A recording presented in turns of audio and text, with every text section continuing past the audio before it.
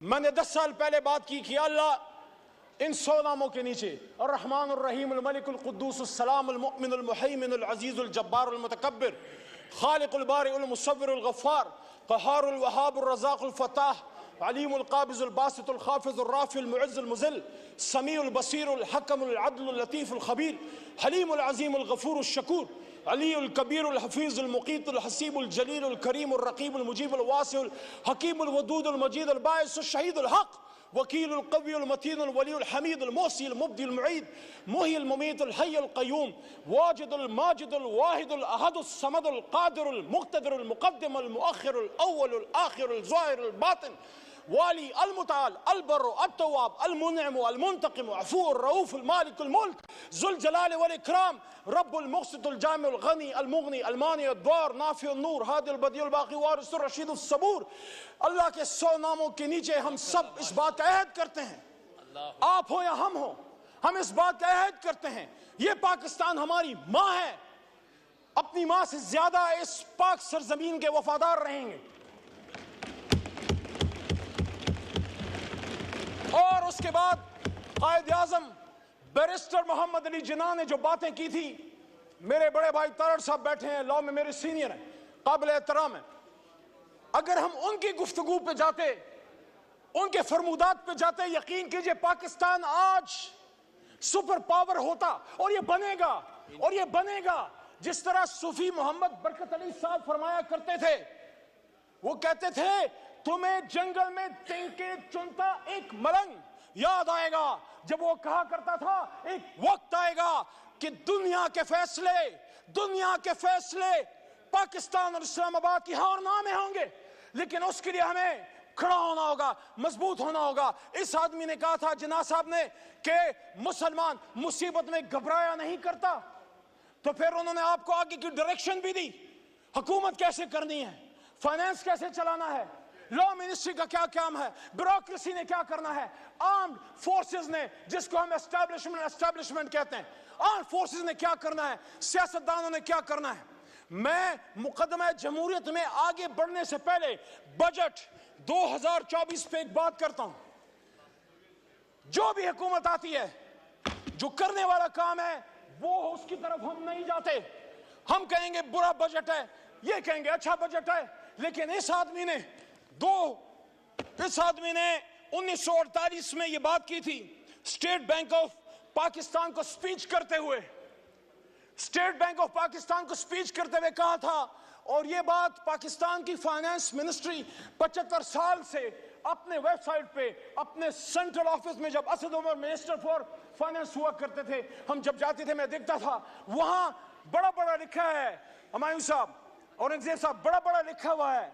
قائد اعظم نے سن 48 میں فرمایا، مفہوم ہے تقریباً، الفاظ ایسے ہی ہیں تقریباً، کہ I shall watch، state bank کو کہہ رہے ہیں کہ I shall watch with keenness the work of your research organization in devising the banking principle according to Islamic banking system۔ ایسا ہی ہے، اور اس میں وہ یہ بھی کہتے ہیں Honorable Finance Minister صاحب کہ the Western economic system has given the world nothing but 2 world wars۔ تو انہوں نے ہمیں راستہ کیا دیا، راستہ یہ دیا کہ آؤ دنیا کو ربا فری، سود سے پاک معیشت دیں۔ مسلمانان ہند نے جب پاکستان بنایا تھا لا الہ الا اللہ محمد رسول اللہ کے نام پہ، تو ہم نے دنیا کو جب ایک نئی ریاست دی، اللہ رسول کے نام پہ پہلی ریاست ہے اور شاید آخری ریاست، تو وہاں ہم نے دنیا کو اپنا اکنامک سسٹم دینا تھا۔ ہاں مشکل ہے، اور جیسا مشکل ہے، لیکن سفر، وہ جو نیلسن منڈیلا نے کہا تھا نا کہ journey of 1000 miles starts with a single step، let's take that step today from the National Assembly of Pakistan, my learned brothers and sisters۔ دوسرا، قائد کی بات تو بڑی ایک انسان کی بات ہے، اللہ کیا کہتے ہیں سورہ بقرہ آیت نمبر 276، الذين يأكلون الربا لا يقومون إلا كما يقوم الذي يتخبطه الشيطان من المس ذلك بأنهم قالوا إنما البيع مثل الربا وأحل الله البيع وحرم الربا فمن جاءه موعظة من ربه فانتهى فله ما سلف وأمره إلى الله ومن عاد فأولئك أصحاب النار هم فيها خالدون۔ مفہوم یہ ہے کہ جو لوگ سود کھاتے ہیں وہ اس جہان میں ایسے اٹھیں گے يتخبطه الشيطان من المس، جیسے ان کو if the evil has touched them، اور پھر آگے کیا کہتا ہے اللہ تعالیٰ؟ اللہ آگے آیت نمبر 276 میں کہتا ہے یمحق اللہ الربا ویربی الصدقات واللہ لا یحب کل کفار نثیم. اللہ ربا کو ختم کرتا ہے, سود کو ختم کرتا ہے, اور اللہ صدقات کو بڑھاتا ہے. اور آگے پھر اللہ کریم کیا فرماتے ہیں؟ یا ایھا الذین آمنوا اتقوا اللہ وذروا ما بقی الربا ان کنتم مؤمنین. اے ایمان والو, اگر اللہ سے ڈرتے ہو تو ربا کو چھوڑ دو, سود کو چھوڑ دو. سارے بجٹ پھر آپ کی ملک و قوم کی ترقی کے بجٹ ہوں گے, چاہے نون بنائے, پیپل پارٹی بنائے, یا ہم خان صاحب بنائیں. اور آگے اللہ کیا کہتے ہیں؟ یہ بڑی سخت آیت ہے. ڈپٹی اسپیکر صاحب, مجھ میں جرت نہیں, آپ خود شاہ صاحب, آپ خود صاحب تصوف خاندان سے تعلق رکھتے ہیں, آپ میں بھی ہمت نہیں, ہم میں کسی میں ہمت نہیں. اللہ کہتے ہیں یا ایھا الذین آمنوا اتقوا اللہ وذروا ما بقی الربا ان کنتم مؤمنین فإن لم تفعلوا فاذنوا بحرب من اللہ ورسولہ وإن تبتم فلکم رؤوس اموالکم ولا تظلمون ولا تظلمون. اور جو کوئی سود کرے گا وہ اللہ رسول سے جنگ کرتا ہے. ہم میں ہمت اللہ رسول سے جنگ کرنے کی؟ 75 سال سے جنگ کر رہے ہیں, پھر کہہ رہے غربت کیوں ہے؟ میری بہن نے باتیں کی, شازیہ مری صاحبہ نے, میں ان کے بات کو سپورٹ کرتا ہوں. ایک ریاست اسلام, ریاست پاکستان ایک اسلامی ریاست میں صلاحیت ہونی چاہیے to take along the underprivileged people with you, the impoverished people with you, those people who need our support.